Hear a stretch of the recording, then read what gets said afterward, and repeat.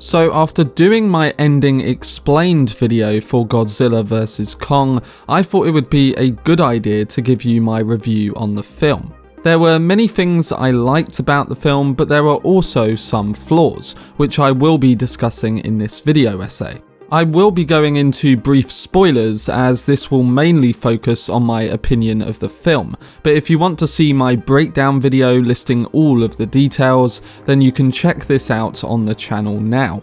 If you want to see more on Godzilla vs Kong and other films coming out this year, then don't forget to subscribe to the channel and turn on your notifications. Also, if you enjoy this video, remember to give it a like rating. But without further ado, let's dive into what Godzilla vs Kong did right and wrong.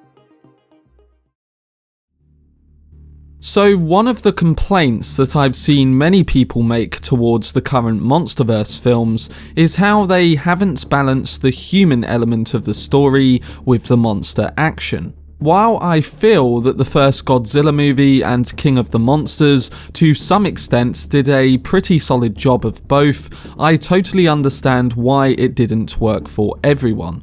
Godzilla vs Kong definitely aims more towards focusing on the monsters, with several scenes that convey the story entirely through them, using their actions and facial expressions rather than dialogue. For the most part, this works really well and manages to keep the action moving along at a good pace, alongside the film of course being self-aware of what it really is. I also loved how the film managed to cut out some of the unnecessary elements which can also drag a story down, in a way which could be even worse. For example, one minute they're talking about moving Kong to the Arctic, where there's an entrance to Hollow Earth, and literally the next scene we see Kong in the middle of the ocean chained to a battleship.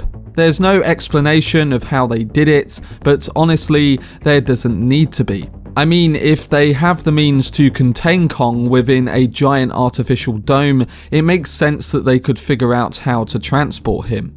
There's the assumption that audiences have to see every explanation of how something happens. It's something too many films, even King of the Monsters, have done too much of in recent years. Here, Godzilla vs Kong cuts all of that out and lets the audience make the connection themselves. By and large, this works out really well and keeps the story moving forward. The downside, however, is that there were some parts of the film where a little extra exposition or explanation would have been beneficial. For instance, the stuff about Skull Island, Hollow Earth, and the new tech humans are using is mostly explored in the prequel comics, which are still yet to release. Also, when the film makes mention of Godzilla and Kong's ancestors having some sort of ancient rivalry, it really doesn't come into play. It's an element of the story that could have really brought something bigger to the film, something beyond them simply being alphas and not being able to stand one another because of that. Based on what we see within the Hollow Earth, there's clearly a larger story to be told about the ancient civilizations and how they once ruled the planet. Yet the film uses it as little more than a backdrop. Also, for me, the humans are pushed almost too far into the background. A lot of the returning actors like Millie Bobby Brown and Kyle Chandler feel pretty useless. It came across that the events of the film would have played out exactly the same way, even if they'd been out of the film completely. This feels the case for a number of characters who only serve to give the audience information rather than impact the overall plot. Of course, we are watching this movie for the action, so it's tough to complain that the action is what takes centre stage. Even so, it feels like we're still not getting the right balance, and I wanted a little more story throughout the runtime, as again, there was some really interesting concepts and history there that could have been fleshed out a bit more. This is especially true of the film's ending that seems a bit too neatly wrapped up. The one human character I did think they connected well to the story was the little girl named Gia. The reveal of her communication to Kong and how he can essentially communicate back was delivered in an emotional but also a greatly contextual way. I did want a slightly bit more of this, but overall it did work well in the story and connected these two characters together, making the girl feel interesting towards what was going on. Easily, the thing that I enjoy the most about the story, however, in Godzilla vs Kong is the fact that the filmmakers have all decided to just have fun. The pseudo-science approach, especially in the 2014 Godzilla, was largely pushed aside in King of the Monsters, but in Godzilla vs Kong, it's very clear that they're happy to do whatever they feel like. In an unpopular way, I loved this approach in 2014's Godzilla, but again, for this particular movie, which centers around a fight between Godzilla and King Kong, I understand why they went in the opposite direction. Trying to give these giant monsters some sort of plausible origin and explanation just felt limiting. It's super sci-fi goofiness and it's working. For instance, the film had technology that seems way out of line with what the characters were capable of in the previous films. While I wish the story had a little more depth to it, I can't deny that this full-out action and fun approach to the story has me eager for more films than ever before. I sincerely hope that they do decide to keep the MonsterVerse going, as Godzilla vs Kong shows the fun to be had when they throw caution to the story.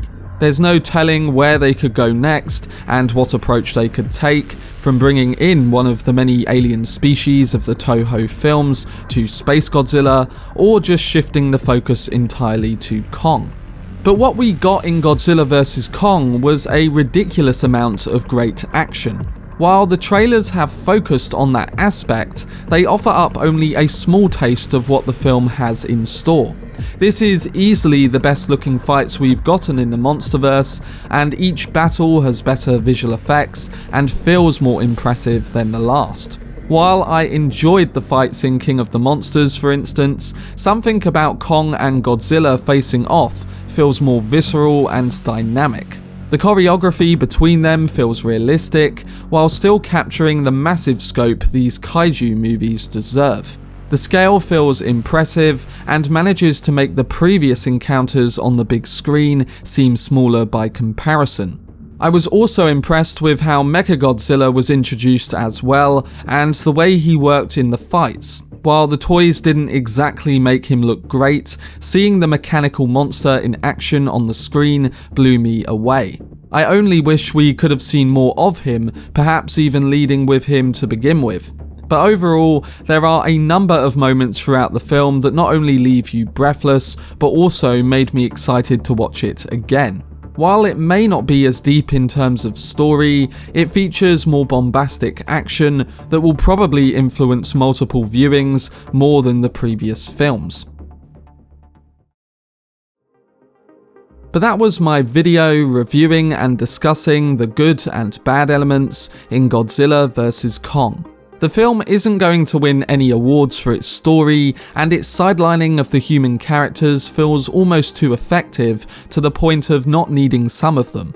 What it lacks in story, it absolutely makes up for in terms of action and expanding the MonsterVerse lore in interesting ways. While I was hoping it would be more than just a fun popcorn action flick, it's the kind of blockbuster movie you can't pull away from, and quite obviously, it knows what kind of movie it is. Coming in at just under 2 hours, the film feels quick and features moments you'll be eager to go back and watch over and over again.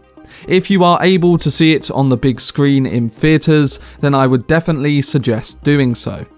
I'm giving Godzilla vs Kong a 7.5 out of 10.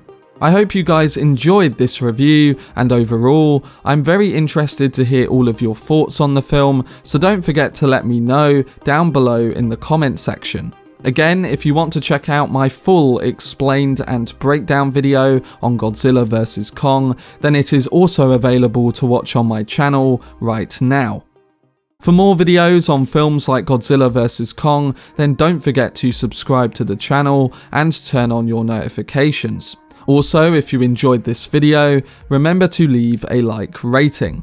But anyway, I hope you guys enjoyed it. I've been Cortex, and as always, make some noise.